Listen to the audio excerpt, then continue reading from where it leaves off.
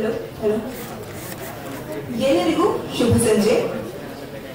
ಈ ಸಂಜೆ ನಾವೆಲ್ಲರೂ ಇಲ್ಲಿ ಸೇರಿರುವ ಕಾರಣ ನನ್ನ ದೇವರು ಧಾರಾವಾಹಿಯ ಪತ್ರಿಕಾಗೋಷ್ಠಿ ಕನ್ನಡದ ಮತ್ತೊಂದು ಮೈಲಿಗಲ್ಲು ನನ್ನ ದೇವರು ವಿಭಿನ್ನವಾದ ಕಥೆಯನ್ನ ತಂಡ ನಿಮ್ಮ ಮುಂದೆ ಪ್ರಸ್ತುತಪಡಿಸಿದೆ. ಒಬ್ಬರಿಗೂ ಈ ಕಾರ್ಯಕ್ರಮಕ್ಕೆ ಸ್ವಾಗತಿಸ್ತಾ ಇದೀಗ ನನ್ನ ದೇವರು ಧಾರಾವಾಹಿಯ ಪ್ರೋಮೋ ಹಾಗೂ ಟ್ರೇಲರ್ ನಿಮ್ಮ ಮುಂದೆ. ನಿಮ್ಮಗಳು ತಾನೇ ಇವತ್ತು ನಿಮಗೆ ಫಸ್ಟ್ ವಿಶ್ ಮಾಡಿದ್ದು. ನನ್ನ ಅಮ್ಮನ ಕಿತ್ಕೊಂಡಿರೋ ದೇವರು ಸರ್ ನೀವು. ನಿಮ್ಮನ್ನೆಲ್ಲ ಅಮ್ಮ ಅಂತ ಕರೆದ್ರೆ ನನ್ನಂತ ದೊಡ್ಡ ಪಾಪಿನೇ ಯಾರು ಇರಲ್ಲ. ಈ ಹುಟ್ಟಿದ ದಿನಕ್ಕೆ ಇಡೀ ಊರೇ ವಿಶ್ ಮಾಡ್ಬೋದು, ಆದ್ರೆ ನೀವು ತಲೆ ತಗ್ಸೋ ದಿನಕ್ಕೋಸ್ಕರ ನಾನ್ ಕಾಯ್ತಾ ಇದ್ದೀನಿ.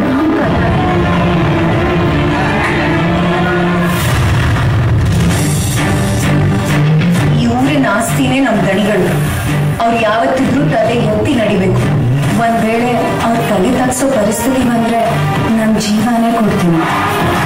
ಹತ್ತೂರ ಕಾನೂನಿಗೆ ಇವಳೇ ಕಾವಲು. ನನ್ನ ದೇವರು ಜುಲೈ 8ರಿಂದ ಸಂಜೆ 6:30ಕ್ಕೆ. ಸಚ್ಚಿದ ಭಗವಂತನಿಗೆ ಬದುಕೊಟ್ಟಿರೋದು ಸೇವೆ ಮಾಡುತ್ತೆ ಅಂತ ಸೇವೆ ಮಾಡ್ಕೊಂಡು ಅವನನ್ನೇ ಭೂಮಿಗಿಳಿದಿರೋ ದೇವರು ಅಂತ ಮನಸ್ಸಿನಲ್ಲೇ ಪೂಜಿಸೋ ಸಿಂಪಲ್ ಹುಡುಗಿ ಮಯೂರಿ. ಈ ಊರಿನ ಆಸ್ತಿನೇ ನಮ್ ದಣಿಗಳು. ಊರೇ ಕೊಂಡಾಡಿದ್ರು ಮನೇಲೇ ಆಂದಿದ್ದೋರಿದ್ದಾರೆ ಅನ್ನೋದಕ್ಕೆ ಮಗಳೇ ಸಾಕ್ಷಿ. ಸಾಕ್ಷಿ ಏನಾದ್ರೂ ಮಾತಾಡೋದ್ರೆ ಬರ್ಡೇ ಸೆಲೆಬ್ರೇಟ್ ಮಾಡ್ತಾರೆ. ಮನುಷ್ಯ ಮೊದಲು ಮನುಷ್ಯ ಆಗ್ಬೇಕ್ರಿ, ದೇವರಾಗಕ್ಕೆ ಹೋಗ್ಬಾರ್ದು.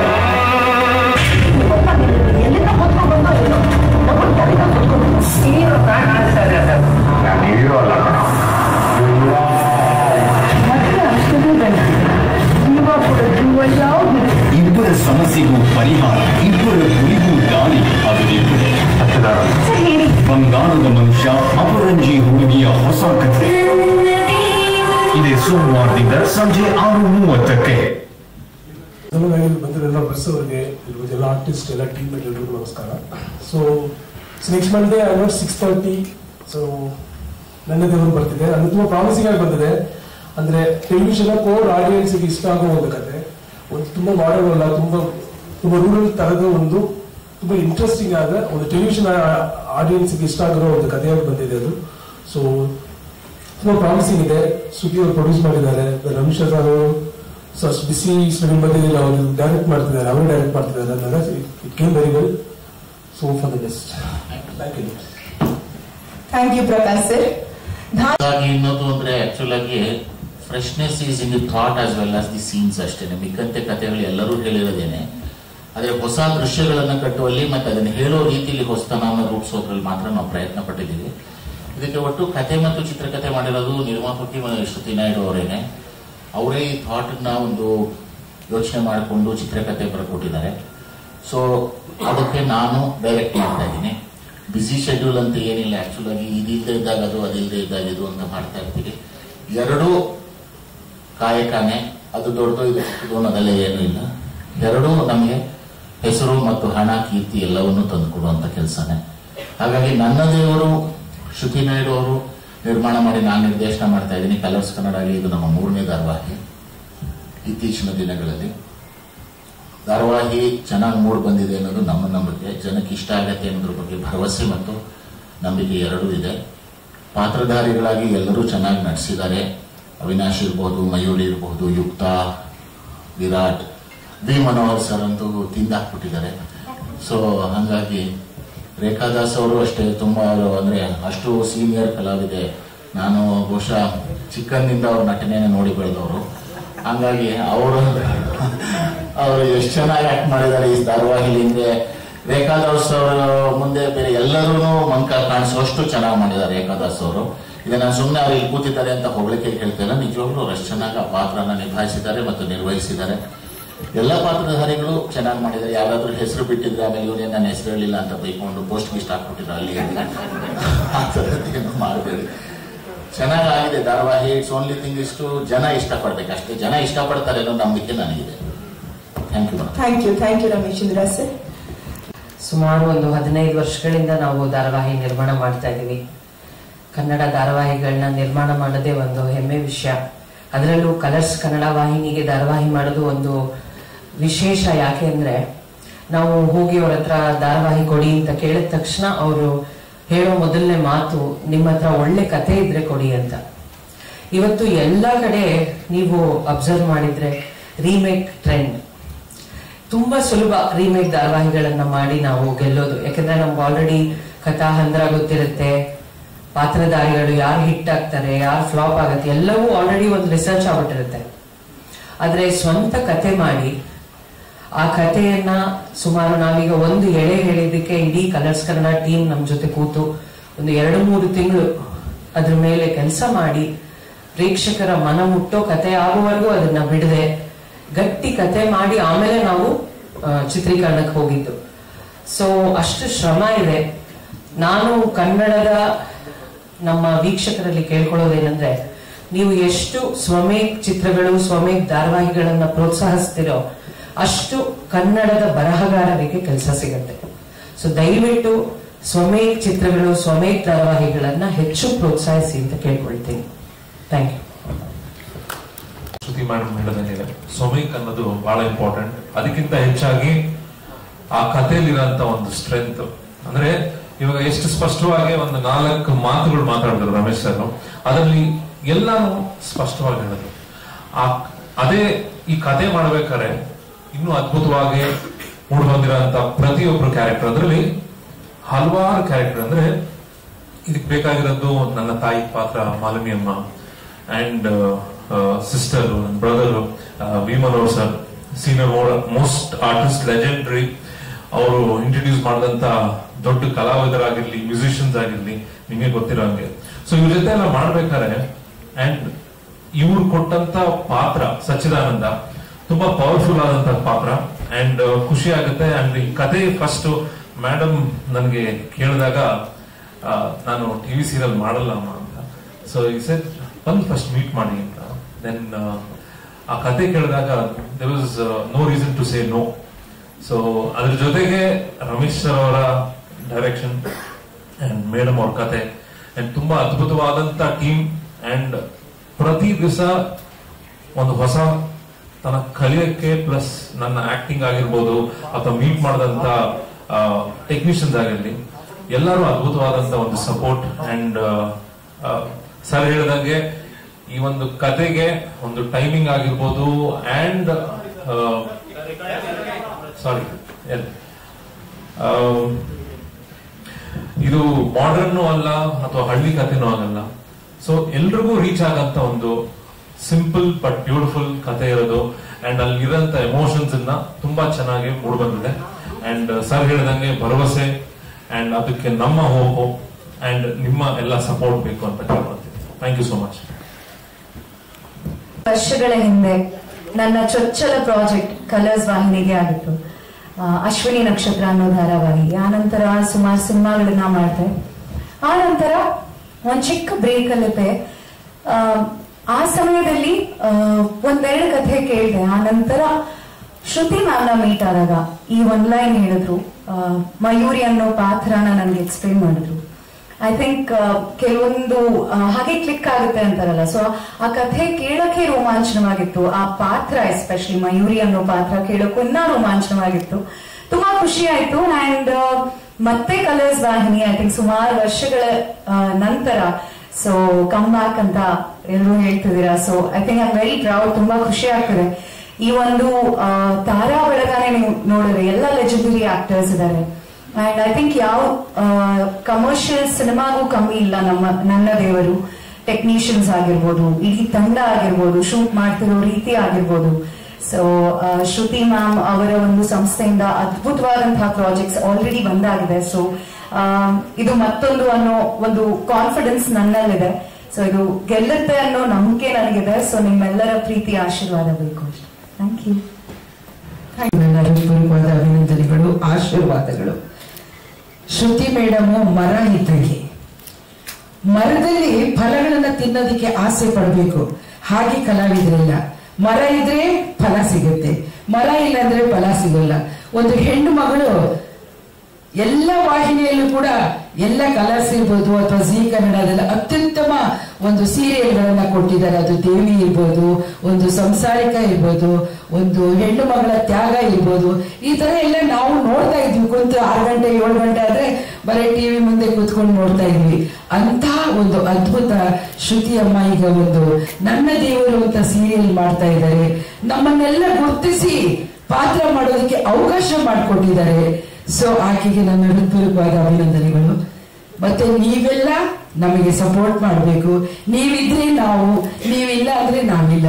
ಸೊ ಈ ಸೀರಿಯಲ್ ಯಶಸ್ವಿ ಆಗ್ಬೇಕು. ರಮೇಶ್ ಸರ್ ಬೆಳಗ್ಗೆ 7 ಗಂಟೆಯಿಂದ ನಮ್ಮ ಜೊತೆಲಿ ಗುದ್ದಾಡಿ ಗುದ್ದಾಡಿ ಗುದ್ದಾಡಿ ಸಂಜೆವರೆಗೂ ಗುದ್ದಾಡ್ತಾನೆ ಇರ್ತಾರೆ. ಅಷ್ಟೊಂದು ಅದ್ಭುತವಾದ ನಿರ್ದೇಶನ ಅವ್ರದ್ದು. ಅವ್ರ ನಿರ್ದೇಶನದಲ್ಲಿ ಪಾತ್ರ ಮಾಡೋಕೆ ನಾವೆಲ್ಲ ಪುಣ್ಯ ಮಾಡಿದೀವಿ. ಸೊ ಅವರಿಗೂ ಕೂಡ ನೀವೆಲ್ಲ ಒಳ್ಳೆಯದನ್ನು ಹರಿಸ್ಬೇಕು. ಇವತ್ತೇನು ಮಾಧ್ಯಮದವರು ಬಂದಿರಿ, ನಿಮಗೆಲ್ಲರಿಗೂ ಇನ್ನೊಂದ್ಸರಿ ನಾನು ಹೃತ್ಪೂರ್ವಕ ಅಭಿನಂದನೆಗಳು. Thank you.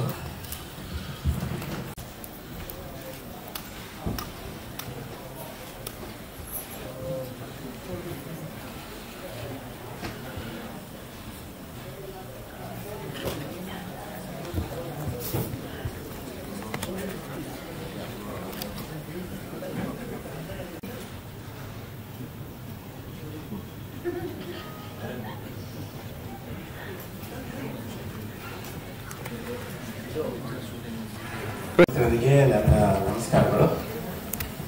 ನನ್ನ ಜೀವನದಲ್ಲಿ ಇದು ಮೊಟ್ಟ ಮೊದಲನೇ ಧಾರಾವಾಹಿ. ನಾನು ಇಲ್ಲಿವರೆಗೆ ಯಾವ ದೈನಿಕ ಧಾರಾವಾಹಿಯಲ್ಲೂ ಪಾತ್ರ ಮಾಡಿಲ್ಲ. ಇದರಲ್ಲಿ ಒಂದು ಒಳ್ಳೆ ಅವಕಾಶ ಕೊಟ್ಟಿದ್ದಾರೆ. ಅದಕ್ಕೋಸ್ಕರ ನಾನು ಶ್ರುತಿ ನಾಯ್ಡು ಮೇಡಮ್ ಅವರಿಗೂ, ಅವರಿಗೆ ಮುಖ್ಯವಾಗಿ ಅವರಿಗೆ ನನ್ನ ಕೃತಜ್ಞತೆಗಳು. ಹಾಗೆ ರಮೇಶ್ ಇಂದ್ರ ಸರ್ಗೂ ನನ್ನ ಕೃತಜ್ಞತೆಗಳು. ರಮೇಶ್ ಇಂದ್ರ ಸರ್ ಒಂದು ಮಾತಾಡಿದ್ರು, ಭೀಮನವರು ತಿಂದಾಕಿದಾರಂತ. ಅದು ಅಕ್ಷರಶಃ ನಿಜ. ಯಾಕಂದ್ರೆ ನಾನು ಇದರಲ್ಲಿ ತಿಂಡಿ ಹೋದ. ನನಗೆ ನನ್ನ ಕೆಲಸನೇ ತಿಂಡಿ ಮಾಡೋದು, ನಾನು ತಿನ್ನೋದು, ಎಲ್ರಿಗೂ ಹಚ್ಚೋದು. ಅದು ಒಳ್ಳೆ ಪಾತ್ರ ಕೊಟ್ಟಿದ್ದಾರೆ. ಸೊ ಅದು ಇನ್ನೊಂದು ಅರ್ಥದಲ್ಲಿ ಮೊದಲೆಲ್ಲ ಕ್ಯಾನ್ ನಲ್ಲಿ ಶೂಟಿಂಗ್ ಆಗ್ತಿತ್ತು, ನೆಗೆಟಿವ್. ಆಗ ಸೈಕಲ್ ಹೊಡಿತಾ ಇದ್ರೆ ಒಂದೊಂದು ಕ್ಯಾನೇ ವೇಸ್ಟ್ ಆಗೋದು. ಅವಾಗ ಏನ್ ತಿಂತಾನಪ್ಪ, ಎಷ್ಟು ಕ್ಯಾನ್ ತಿನ್ನಪ್ಪ ಇವನು ಅಂತ. ಇದರಲ್ಲೂ ನಾನು ಹಾಗೇನೆ. ಪುಣ್ಯಕ್ಕೆ ಅದು ಡಿಜಿಟಲ್ ಆದ್ರಿಂದ ನಾನು ಎಷ್ಟು ಸೈಕಲ್ ಹೊಡೆದನು, ರಮೇಶ್ ಇಂದ್ರ ಸರ್ ಅವರು ಅವ್ರಿಗೆ ತಾಳ್ಮೆ ಪರೀಕ್ಷೆ. ನನ್ನ ಆಕ್ಟಿಂಗ್ ಅಂದ್ರೆ ಅವ್ರದ್ದು ಈಗ ಇದರಿಂದ ಸೀರಿಯಲ್ ಇನ್ನೊಂದು ವರ್ಷ ಕೂಡ ನಾನಿದ್ರೆ ಅವ್ರು ಒಳ್ಳೆ ಸನ್ಯಾಸ ಆಗ್ಬೋದು. ಅಷ್ಟು ಸಹನೆಯನ್ನ ಪಡ್ಕೊಂಡು, ಅಂದ್ರೆ ನನ್ನ ಮೊದಲನೇ ಧಾರಾವಾಹಿ. ಹಾಗಾಗಿ ನಾನೀಗ ಓಪನ್ ಆಗಿ ಹೇಳಿ, ಮುಂದೆ ಅವರು ಅರ್ಥ ಮಾಡ್ಕೊತಾರೆ ಅಂತ. ಯಾಕಂದ್ರೆ ನೀವು ನನ್ನಂತ ಮರುಗಳಿಂದ ಇಟ್ಕೊಂಡು ಕಟ್ಕೊಂಡು, ಆದ್ರೆ ಒಂದು ಒಳ್ಳೆ ಅನುಭವ ನನಗೆ, ಹೊಸ ಅನುಭವ ಆದ್ರಿಂದ ಸ್ವಲ್ಪ ಕಷ್ಟ ಆಗುತ್ತೆ. ಒಂದು ಸ್ವಲ್ಪ ದಿವಸ ಆದ್ಮೇಲೆ ಸರಿ ಹೋಗ್ಬೋದು ಸರ್. ಬಟ್ ತುಂಬಾ ಖುಷಿ ಆಯ್ತು. ಆಮೇಲೆ ಎಷ್ಟು ಈ ಕಲಾವಿದರೆಲ್ಲ ಇವ್ರನ್ನೆಲ್ಲ ಕಿರುತೆರೆಯಲ್ಲಿ ನೋಡ್ತಿದ್ದ. ಈಗ ಮಯೂರಿ, ಅವಿನಾಶ್ ಅವರು ನಮ್ಗೆ ಒಳ್ಳೆ ಫ್ರೆಂಡು. ಅವರು ಈಗ ಎಲ್ಲ ಇವ್ರನ್ನೆಲ್ಲ ಕಿರುತೆರೆಯಲ್ಲಿ ನೋಡ್ತಿದ್ದೆ. ಇವತ್ತು ಅವ್ರ ಜೊತೆ ವರ್ಕ್ ಮಾಡ್ತಿದ್ದೀನಿ ಅಂತಂದ್ರೆ ನನಗೆ ತುಂಬಾ ಖುಷಿ ಆಗ್ತಾ ಇದೆ. ಅದಕ್ಕೆ ನೀವು ಟ್ರೈಲರ್ ನೋಡ್ರಿ, ಎಷ್ಟು ರಿಚ್ ಆಗಿದೆ. ಒಂದು ದೊಡ್ಡ ಸಿನಿಮಾ ತರ ಇದೆ. ಅಷ್ಟು ಖರ್ಚು ಮಾಡ್ತಿದ್ದಾರೆ, ಅಷ್ಟೆಲ್ಲ ಕ್ವಾಲಿಟಿ, ಅಷ್ಟು ಒಳ್ಳೆ ಕ್ವಾಲಿಟಿ ಕೊಡ್ತಾ ಇದ್ದಾರೆ. ಹಾಗೆ ನಾನು ಮತ್ತೊಮ್ಮೆ ಶ್ರುತಿ ಮೇಡಮ್ಗೂ ರಮೇಶ್ ಇಂದ್ರ ಸರ್ಗೂ ಕೃತಜ್ಞತೆ ಹೇಳ್ತೀನಿ. ಧನ್ಯವಾದಗಳು. ಇಲ್ಲಿ ಸೇರಿರುವ ಎಲ್ಲರಿಗೂ ನಿಮ್ಮ ರೇಖಾದಾಸ್ ಮಾಡುವ ನಮಸ್ಕಾರಗಳು, ಹಾಗೂ ಮಾಧ್ಯಮವರಿಗೂ ಕೂಡ ನನ್ನ ನಮಸ್ಕಾರಗಳು. ವೇದಿಕೆ ಮೇಲೆ ಕೂತಿರತಕ್ಕಂಥ ಎಲ್ಲ ಹಿರಿಯ ವ್ಯಕ್ತಿಗಳಿಗೂ ಸಹ, ಗಣ್ಯ ವ್ಯಕ್ತಿಗಳಿಗೆ ನನ್ನ ನಮಸ್ಕಾರಗಳು. 6 ವರ್ಷ ಕೆಲಸ ಇದ್ದ ಕಾರಣ ಮನೆಯಲ್ಲಿ ಕೂತಿದ್ದೆ ನಾನು. ಜನರೇ ನಾನು ಮರ್ತು ಬಿಟ್ಟಿದ್ರು. ಅಂತ ಟೈಮಲ್ಲಿ ಕೆಲಸ ಇದ್ದದ ಕಾರಣ, ಕಷ್ಟ ಇದ್ದದ ಕಾರಣ, ಆ ಟೈಮಲ್ಲಿ ನನಗೆ ಶ್ರುತಿ ನಾಯ್ಡು ಮ್ಯಾಮ್ ಪ್ರೊಡಕ್ಷನ್ ಇಂದ ಕಾಲ್ ಬಂತು. ಕಾಲ್ ಬಂದಾಗ ಶ್ರುತಿ ನಾಯ್ಡು ಪ್ರೊಡಕ್ಷನ್ ಇಂದ ಕಾಲ್ ಮಾಡ್ತಿರೋದು ಮ್ಯಾಮ್ ಅಂದ ತಕ್ಷಣ ಕಿವಿ ದೊಡ್ಡದಾಗೋಯ್ತು. ನನಗೆ ತುಂಬಾ ಖುಷಿ ಆಗೋಯ್ತು. ನನಗೆ ನಿಜವಾಗ್ಲೂ ಅಲ್ಲಿಂದ ಕಾಲ್ ಬಂತ ಅಂತ. ಆ ದೇವರಿಗೆ ಎಷ್ಟು ಥ್ಯಾಂಕ್ಸ್ ಹೇಳಿದ್ದೀನೋ ಗೊತ್ತಿಲ್ಲ ನನಗೆ. ನಾನು ಕಷ್ಟದಲ್ಲಿದ್ದಾಗ ನನ್ನನ್ನ ಕರೆದು ಅವರ ಸೀರಿಯಲ್ ಅಲ್ಲಿ ನನಗೆ ಅವಕಾಶ ಕೊಟ್ಟಿದ್ದಾರೆ. ಎಷ್ಟೋ ವರ್ಷಗಳ ನಂತರ ಮತ್ತೆ ನಾನು ಟಿವಿ ಸೀರಿಯಲ್ ಬಂದೆ. ಇದು ಶ್ರುತಿ ನಾಯ್ಡು ಮ್ಯಾಮ್ ಕಾರಣ. ಅವರಿಗೆ ದೇವರು ಆಯುಷ್ ಆರೋಗ್ಯ ಕೊಟ್ಟು ಕಾಪಾಡಲಿ. ಯಾಕಂದ್ರೆ ನನ್ನಂತ ಬಡ ಕಲಾವಿದೆ ಆಗಲಿ ಹಿರಿಯ ಕಲಾವಿದೆಗಾಗಲಿ ಕೆಲಸ ಇಲ್ಲದ ಕಾರಣ ಕೆಲಸ ಕೊಟ್ಟಿದ್ದು ಅದು ನನ್ನ ಸೌಭಾಗ್ಯ ಅನ್ಕೋತೀನಿ. ಅವ್ರ ಪ್ರೊಡಕ್ಷನ್ ಅನ್ನ ವರ್ಕ್ ಮಾಡ್ತಾ ಇರೋದು. ಜೊತೆಲಿ ನನಗೆ ಕನ್ನಡ ಓದಕ್ ಬರಲ್ಲ. ಡೈಲಾಗ್ಸ್ ಕೊಟ್ಟಾಗ ರಮೇಶ್ ಸರ್ 1-2 ಸಲ ಹೇಳ್ತಾರೆ, ಅದನ್ನ ಕೇಳಿಸ್ಕೊಂಡು ಪಾತ್ರ ಮಾಡ್ತಾ ಇದ್ದೆ. ಚಿಕ್ಕ ಮಕ್ಕಳಿಗೆ ABCD ಹೇಳ್ಕೊಟ್ಟಾಗೆ ಹೇಳ್ಕೊಡ್ತಾರೆ. ನಾನು ಒಬ್ಬಳಿಗೆ ಅಲ್ಲ, ಪ್ರತಿಯೊಬ್ಬರು ಕಲಾವಿದರಿಗೂ ಅದೇ ತರನೇ ಅವ್ರು ಹೇಳ್ಕೊಡ್ತಾರೆ. ಸೊ ಅದರಿಂದ ತುಂಬಾ ಧೈರ್ಯವಾಗಿ ನಾನು ಕೆಲಸ ಮಾಡ್ತಾ ಇದ್ದೀನಿ. ತುಂಬಾ ಖುಷಿ ಆಯ್ತು. ಈ ಪ್ರೊಡಕ್ಷನ್ ಅಲ್ಲಿ ಫಸ್ಟ್ ಟೈಮ್ ನಾನು ಹೆಜ್ಜೆ ಇಟ್ಟಿದ್ದು. ನನಗೆ ಎಷ್ಟು ನಾನು ಶ್ರುತಿ ಮ್ಯಾಮ್ ನಾವು ಹೊಗಳಿದ್ರು ಸಾಲದು. ತುಂಬಾ thanks ma'am, Shruti ma'am and Ramesh sir production ಅಲ್ಲಿ ಕೆಲಸ ಕೊಟ್ಟಿದ್ಗೆ. And thank you so much. ಇದರಲ್ಲಿ ನಾನು ಹೀರೋಯಿನ್ ತಾಯಿ ಪಾತ್ರ ಮಾಡ್ತಾ ಇದ್ದೀನಿ. ಮಯೂರಿ ತಾಯಿ ಮಾಧವಿ ಅನ್ನೋ ಪಾತ್ರ ಮಾಡ್ತಾ ಇದ್ದೀನಿ. ನನ್ನ ಪಾತ್ರ ನೆಗೆಟಿವ್ ಶೇಡ್ ಇದೆ, ಪಾಸಿಟಿವ್ ಶೇಡ್ ಇದೆ, ಅದು ಎರಡೂ ಇದೆ. ಒಳ್ಳೆ ತಾಯಿನೂ ಇರ್ತೀನಿ. ಕೆಲವೊಂದ್ ಕಡೆ ಸ್ವಲ್ಪ ಎರಡನೇ ತಾಯಿ ಏನಂತಾರೆ ಮಲ್ತಾಯಿ ಅದು ತೋರಿಸ್ಬಿಡ್ತೀನಿ ನಾನು ಕೆಲವು ಸಲ. ಸೊ ಆತರ ಇದೆ.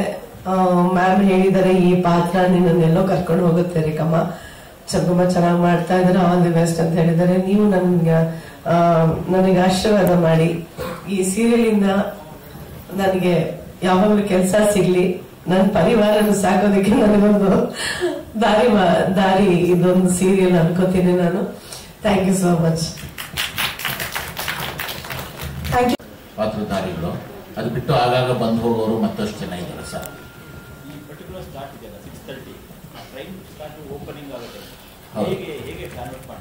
ಅದೇ ಸರ್, ಅದೆಲ್ಲ ಒಂದು ನಿಮಿಷ ಇದೆ. ಇಲ್ಲೊಬ್ರು ಇದ್ದಾರೆ, ಅದೆಲ್ಲ ಕಲ್ತಿರೋರು. 6 o'clock ಪ್ರೈಮ್ ಟೈಮ್ ಸ್ಟಾರ್ಟ್ ಆಗುತ್ತೆ ಸರ್. ಇಲ್ಲಿ ಸ್ಟಾರ್ಟ್ ಆದ್ರೆ 6 o'clock 6:30 ಇಂದ ಒಂದೊಂದಾಗಿ ಇಲ್ಲಿ ಬಿಲ್ಡ್ ಆದ್ರೆ ಎಲ್ಲ ಸ್ಟಾರ್ಟ್ ಬಿಲ್ಡ್ ಆಗುತ್ತೆ ಅನ್ನೋದು ಎಲ್ರಿಗೂ ಗೊತ್ತಿರೋದು. ಸೊ ಇದು ಒಳ್ಳೆ ಕತೆ ಚೆನ್ನಾಗಿ ಬಂದಿದೆ. 6:30 ವೆಬ್ ಪೇಜ್, ಅಲ್ಲಿಂದ ಸಿಟಿ ಪ್ರೈಮ್ ಟೈಮ್ ಗ್ರೋ ಆಗುತ್ತೆ ಅನ್ನೋದು ನಮ್ಮ ಎಕ್ಸ್ಪೆಕ್ಟೇಷನ್.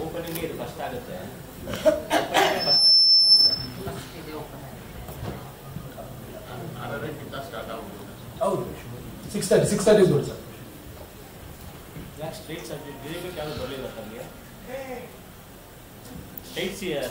ಸರ್ ಇದಾದ ನಂತರ ಒಂದು ಶೋ ಇಲ್ಲಿ ನೋಡ್ಬೇಡ. ಇದಾದ ನಂತರ ಕ್ವಶನ್ ಅಂಡ್ ಆನ್ಸರ್ ಸರಣಿ ಇರುತ್ತೆ. ಸೊ ಅವ್ರು ಕೇಳ್ತಾ ಇದ್ದಾರೆ.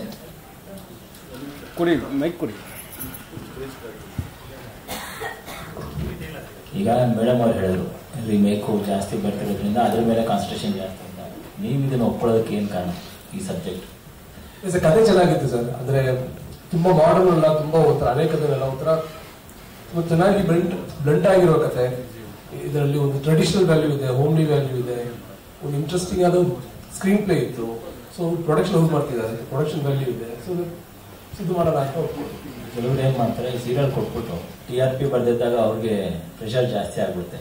ಆ ಥರದ್ದೇನೋ ರಿಸ್ಟ್ರಿಕ್ಷನ್ಸ್ ಹಾಕಿದ್ದೀರಾ? ಆ ಥರ ಸಿಚುವೇಶನ್ ಬರಲ್ಲ ಅಂತ ಅನ್ಕೊಂಡಿದ್ದೀವಿ. ಆ ಸಿಚುವೇಶನ್ ಬರಲ್ಲ ಅಂತ ಕತೆ ಮೇಲೆ ನಂಬಿಕೆ ಇದೆ, ಕತೆ ಮಾಡೋದ್ರ ನಂಬಿಕೆ ಇದೆ. ಸೊ ಅದರಿಂದ ಆ ಸಿಚುವೇಶನ್ ಬರಲ್ಲ ಅಂತ. ಬ್ಯಾಕಪ್ ಎಪಿಸೋಡ್ಸ್ಗಳು ಬಹಳ ಇಂಪಾರ್ಟೆಂಟ್. ಸೊ ಮೇಡಮ್ ಮಾಡ್ಕೊಂಡು ಎಷ್ಟು ಎಪಿಸೋಡ್ಸ್ ಈಗ ಬ್ಯಾಕಪ್ ರೆಡಿ ಇದೆ ಅವರೇ? ಅದೇ ಬಿಗಿನಿಂಗ್ ಆದ್ರಿಂದ ಸ್ವಲ್ಪ ಎಲ್ಲಾ ಪಾತ್ರಧಾರಿಗಳಿಗೆ ಪಾತ್ರ ಕೂರಿಸ್ಬೇಕು. ಹಾಗೆ ಲೊಕೇಶನ್ಸ್ ಇರ್ಬೋದು, ಎಲ್ಲವೂ ನಮ್ಗೆ ಅನುಕೂಲಕ್ಕೆ ಎಲ್ಲ ಆಗ್ಬೇಕು. ಸೊ ಹಾಗಾಗಿ ಸ್ವಲ್ಪ ನಿಧಾನ ರೀತಿಯಲ್ಲಿ ಶೂಟಿಂಗ್ ಆಯ್ತು. ಹಾಗಾಗಿ ಈಗ ನಾವು ಶುರು ಮಾಡೋ ಮುಂಚೆ ಒಂದು 15 ಕಂತಿಗಳನ್ನ ಆಲ್ರೆಡಿ ನಾವು ಶೂಟ್ ಮಾಡಿ ರೆಡಿ ಮಾಡಿ ಇಟ್ಕೊಂಡಿದೀವಿ. ಮತ್ತೆ ಈಗ ಕಂಟಿನ್ಯೂಸ್ ಶೂಟಿಂಗ್ ಮಾಡ್ತಾ ಇರ್ತೀವಿ.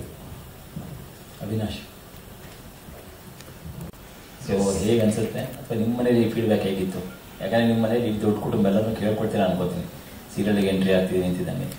ಸೊ ಏನೋ ಮಾತುಕತೆ ಆಡಿದ್ರ ಮನೆಗಳಲ್ಲಿ ಸೀರಿಯಲ್ಗೆ ಹೋಗ್ತಾರೋ ವಿಚಾರವಾಗಿ? ಯಾರಿಗೂ ಹೇಳಲೇ ಇಲ್ಲ ಆಕ್ಚುಲಿ. ಕೆಲಸ ಮಾಡಿದ್ದಾರೆ. ಯಾಕಂದ್ರೆ ಮೊದಲನೇದಾಗಿ ಫಸ್ಟ್ ಯಾಕೆ ಸಿನಿಮಾ ಬಿಟ್ಟು ಅನ್ನೋ ಒಂದು ಪ್ರಶ್ನೆ ಎಲ್ರಿಗೂ ಬರುತ್ತೆ.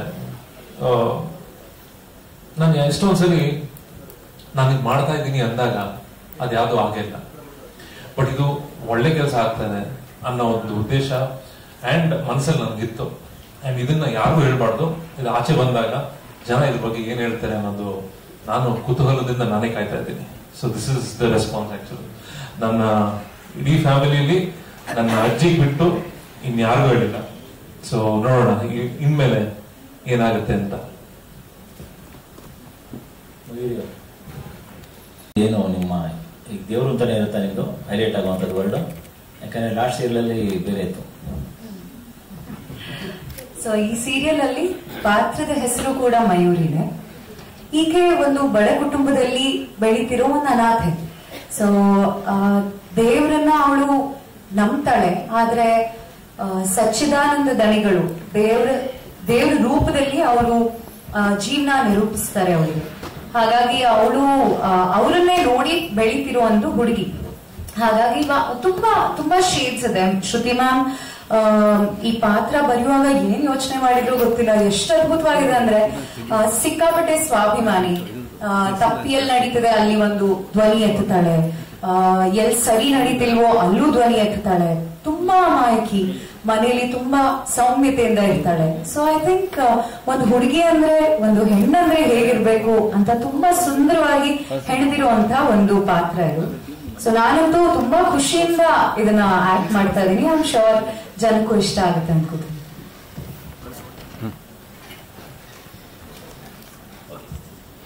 ಸಾಕ್ಷಿ ಯುಕ್ತಾ ಮಲ್ನಾಡ್ ಹೇಳಿ. ಇಂಟ್ರೊಡಕ್ಷನ್ ಮಾಡ್ಕೊಂಬ. ಎಲ್ಲರಿಗೂ ನಮಸ್ಕಾರ. ನನ್ನ ನಿಜವಾದ ಹೆಸರು ಯುಕ್ತ, ಪಾತ್ರದ ಹೆಸರು ಸಾಕ್ಷಿ ಅಂತ. ಕನ್ನಡದಲ್ಲಿ ಇದಕ್ಕೂ ಮುಂಚೆ ತುಂಬಾ ಅವಕಾಶಗಳು ಬರ್ತಾ ಇತ್ತು ಹೀರೋಯಿನ್ ಆಗಿನೇ. ಆದ್ರೆ ಯಾವುದು ಅದೇ ಸರ್ ಹೇಳ್ದಾಗೆ ಕೆಲವು ಟೈಮಲ್ಲಿ ಯಾವುದು ಕೂಡ ಬರಲ್ಲ ನಾವು ಮಾಡಬೇಕು ಅಂತ ಹೊರಟಾಗ. ಆದ್ರೆ ಈ ಪ್ರಾಜೆಕ್ಟ್ ನನಗೆ ಬಂದಾಗ ಹೇಳ್ತಾರಲ್ಲ, ನಾವು ಪಾತ್ರನ ಆಯ್ಕೆ ಮಾಡ್ಕೊಳ್ಳೋದಲ್ಲ, ಪಾತ್ರ ನಮ್ಮನ್ನ ಆಯ್ಕೆ ಮಾಡ್ಕೊಳ್ಳುತ್ತೆ ಅಂತ. ಸೊ ಅದು ನನಗೆ ಈ ಪಾತ್ರದಲ್ಲಿ ತುಂಬಾ ಸ್ಟ್ರಾಂಗ್ ಆಗಿ ಫೀಲ್ ಆಯ್ತು ನನಗೆ. ಸಾಕ್ಷಿ ಪಾತ್ರ ಬಂದು ಸಂಪೂರ್ಣ ಗಂಧಲ ಇದ್ರೂ ಬಹಳಷ್ಟು ವಿಚಾರಗಳು ನನಗೂ ಸಾಕ್ಷಿಗೂ ತುಂಬಾ ಹೊಂದಾಣಿಕೆ ಹೋಲುತ್ತೆ. ಅವಳ ನೇರ ನುಡಿಯಾಗಿರ್ಬೋದು, ಅಥವಾ ಒಂದು ದಿಟ್ಟತನ ಮತ್ತು ಸ್ವಾಭಿಮಾನಿ and very bold and daring girl. ತುಂಬಾ ಧೈರ್ಯವಂತೆ, ಯಾರಿಗೂ ಜಗ್ಗಲ್ಲ, ಯಾರಿಗೂ ಬಗ್ಗಲ್ಲ. ಅಂಡ್ ತಪ್ಪು ತಂದೆ ಜೊತೆ ಅವಳಿಗೆ ಸ್ವಲ್ಪ ಅಸಮಾಧಾನ ಇರುತ್ತೆ. ಆದ್ರೆ ಆ ಕಾರಣದಿಂದ ಅವಳು ತಂದೆಯಿಂದ ದೂರ ಉಳಿದಿರ್ತಾಳೆ. ಅಂದ್ರೆ ಬೇಸಿಕಲಿ ಏನಾಗುತ್ತೆ ಹ್ಯೂಮನ್ ಸೈಕಾಲಜಿ ಬಗ್ಗೆ ಅಂತ ಬಂದಾಗ, ಮನದಾಳದಲ್ಲಿ ನಾವು ಯಾವ್ದು ಬೇಕು ಅಂತಿರುತ್ತೋ ಅದನ್ನ ನಾವು ವಿರೋಧಿಸ್ತಾ ಇರ್ತೀವಿ. ಸೊ ಅವಳಿಗೆ ತಂದೆ ಪ್ರೀತಿನೂ ಬೇಕಿರುತ್ತೆ, ಟು ಬಿ ಫ್ರಾಂಕ್ ಆಗಿ. ಆದ್ರೆ ಅದ್ ಸಿಕ್ಕಿಲ್ಲ ಅವಳಿಗೆ ಅನ್ನೋ ತರದ್ರಲ್ಲಿ ಅವಳು ಇನ್ನೇನ್ ಮಾಡಕ್ಕಾಗಲ್ಲ ಅಂತ ಅದನ್ನ ಅಲ್ಲಿ ಏನಂತ ಅದನ್ನ ಫ್ಯಾಕ್ಟ್ ನ ಅಕ್ಸೆಪ್ಟ್ ಮಾಡ್ಕೊಂಡು ಅವಳ ಲೈಫ್ ನ ಅವಳು ಸ್ವಾಭಿಮಾನದಿಂದ ಲೀಡ್ ಮಾಡ್ತಾ ಇರ್ತಾಳೆ. ಅಂಡ್ ಶ್ರುತಿ ಮ್ಯಾಮ್ಗೆ ಸ್ಪೆಷಲ್ ಥ್ಯಾಂಕ್ಸ್ ಹೇಳ್ಬೇಕು. ನಾನು ಈ ಪ್ರಾಜೆಕ್ಟ್ ಮಾಡೋದಕ್ಕೆ ಮೇನ್ ರೀಸನ್ ಅವರು. And she is very sweet and very loving person. And no, it is a fact ma'am, this is a truth. ನಿಮಗೂ ಗೊತ್ತು ಅದು. ಓಕೆ, ಆಡಿಯನ್ಸಿಗೆ ನನ್ನ ಕಡೆಯಿಂದ, ನನ್ನ ಪ್ರೀವಿಯಸ್ ಆಡಿಯನ್ಸಿಗೆ ನನ್ನನ್ನ ಬೇರೆ ರೀತಿಯಲ್ಲೇ ನೋಡಿದ್ದಾರೆ. ಇದು ನನ್ನ ಟೋಟಲ್ ಡ್ರಾಸ್ಟಿಕ್ ಚೇಂಜ್ ಅಂತ ಹೇಳ್ಬೋದು ಅವರಿಗೆ. ಅವ್ರು ನನ್ನ ಈ ಒಂದು ಪಾತ್ರದಲ್ಲಿ ಅಕ್ಸೆಪ್ಟ್ ಮಾಡ್ತಾರೆ ಅಂತ ಅನ್ಕೊಂಡು, ಹೊಸ ಆಡಿಯನ್ಸ್ಗೂ ಕೂಡ ನನ್ನ ಕಡೆಯಿಂದ ತಂದೆಯಿಂದ ಪ್ರೀತಿನ ದೂರ ಮಾಡ್ಕೊಂಡು ನಿಮ್ಮೆಲ್ಲರೂ ಪ್ರೀತಿನ ಬಯಸ್ತಾ ನಿಮ್ ಮನೆಗೆ ಬರ್ತಾ ಇದ್ದೀನಿ. ನಿಮ್ದು ಎಲ್ಲರೂ ಪ್ರೀತಿ ಆಶೀರ್ವಾದ ನನಗೆ ಸಿಗುತ್ತೆ ಅನ್ನೋ ನಂಬಿಕೆಯಲ್ಲಿ ಇದ್ದೀನಿ. And thank you so much ಎಲ್ಲರಿಗೂ. ಆದ್ರೆ ಎಷ್ಟೇ ಎತ್ತರ ಬೆಳೆದು ಈತನದ್ದು ಬಾಬು ವ್ಯಕ್ತಿತ್ವ. ಭಗವಂತನಿಗೆ ಬದುಕೊಟ್ಟದ್ದು ಸೇವೆ ಮಾಡೋಕ್ಕೆ ಅಂತ, ಸೇವೆ ಮಾಡ್ಕೊಂಡು ಅದಕ್ಕೆ ಅಂತ ಮುಟ್ಟಿದ್ರೆ ಸಚ್ಚಿ ಹೆಂಡತಿ ಶಾರದಾ ಹೆಸರಿನ ಶಿಕ್ಷಣ ಸಂಸ್ಥೆಗಳಲ್ಲಿ ಓದಿ ಸಚ್ಚಿ ದಾರಿಯಲ್ಲಿ ನಡೆಯೋ ಕನಸು ಕಾಣ್ತಿರುವುದು ಈ ಮನೆ.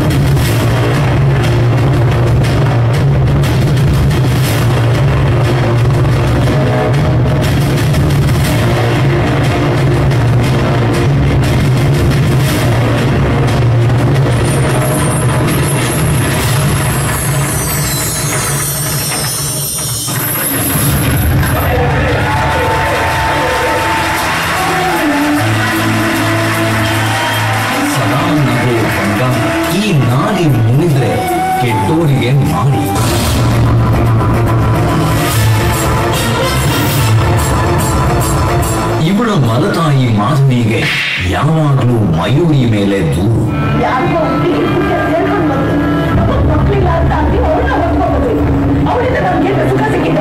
ಇವಳು ಸಿಕ್ಕಾಪಟ್ಟೆ ಜೋರು. ಅಪ್ಪ ಹೆಸರಿಗೆ ತಕ್ಕ ಹಾಗೆ ಸುಕುಮಾರ. ಹೆಂಡತಿನೇ ಇವನಿಗಿಂತ ಖಾರ. ಮಯೂರಿನ ಯಾರಿಗಾದ್ರೂ ಕೊಟ್ಟು ಸಾಗ ಹಾಕೋದು ಮಾಧವಿ ಮನಸ್ಸು.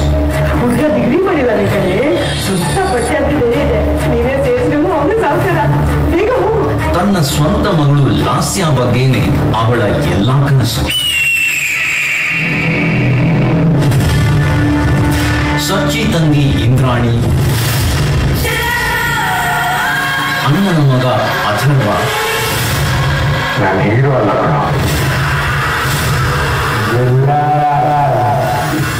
ಸಚ್ಚಿ ಮನೆಯ ಬೂದಿ ಮುಚ್ಚಿದ ಜ್ವಾಲಾಮುಖಿ. ವಿಷಯದ ಬಾಟ್ಲು ಕೊಟ್ಟು ಆ ಅಡ್ಗೆ ಬಟ್ಟನ್ಗೆ ಒಂದು ಚೀಟಿಂದು ತಲುಪಿಸಿದ್ಯಲ್ಲ, ಇದೆಲ್ಲ ನನಗೆ ಗೊತ್ತಿಲ್ಲ ಅನ್ಕೊಂಡಿದ್ಯಲ್ಲ.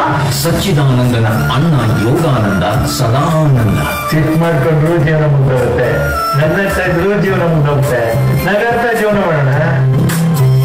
ಮನಸ್ಸಲ್ಲಿ ಧರ್ಮರಾಯ, ಅಡುಗೆ ಮನೆಯಲ್ಲಿ ಇವರೇ ಮುಖ್ಯಮಂತ್ರಿ. ಹೆಂಡತಿ ಯಮುನ ಯಾವಾಗ್ಲೂ ಮೋಡ ಕವಿದ ಹವಾಮಾನ. ಅದ್ಯಾವ ಗುರುತು ಪರಿಚಯ ಇಲ್ಲದೆ ಅವ್ರ ಮನೆ ಊಟಕ್ಕೆ ಬರ್ತಾರೆ ಅಂತ ಬೆಳಗ್ಗೆಯಿಂದ ಇವರು ಅಡುಗೆ ಮನೆಯಲ್ಲೇ ಇದ್ದಾರೆ. ಮಗ ಅಥರ್ವನಿಗೆ ಸಚ್ಚಿಯ ಉತ್ತರಾಧಿಕಾರಿಯಾಗೋ ಕನಸು.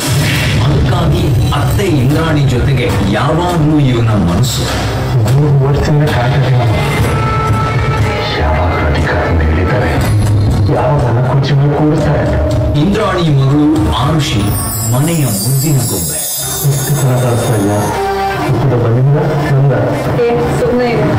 ಸಚ್ಚಿ ಅಕ್ಕ ಶರ್ವಾಣಿ, ಅಮ್ಮ ರಾಜಮ್ಮ ಮನೆಯ ಕೀರ್ತಿ ಕಲಶಗಳು. ಸಚ್ಚಿ ಬದುಕಲ್ಲಿ ಖಾಲಿಯಾದ ಶಾರದಾ ಸ್ಥಾನ ತುಂಬಿಸೋಕೆ ಹುಡುಗಿನ ಹುಡುಕ್ತಿರೋರು. ನನ್ನ ತಲೆಯಲ್ಲಿ ಒಂದು ವಿಚಾರ ಬೆಳೀತಾ ಇದೆ. ಮಯೂರಿಯಲ್ಲಿ ನಿರೀಕ್ಷೆ ಭರವಸೆ ಕಾಣ್ತಾ ಇದೆ. ಆದ್ರೆ ಸಚ್ಚಿಯ ನಿಜವಾದ ಉತ್ತರಾಧಿಕಾರಿ ಮಗಳು ಸಾಕ್ಷಿ.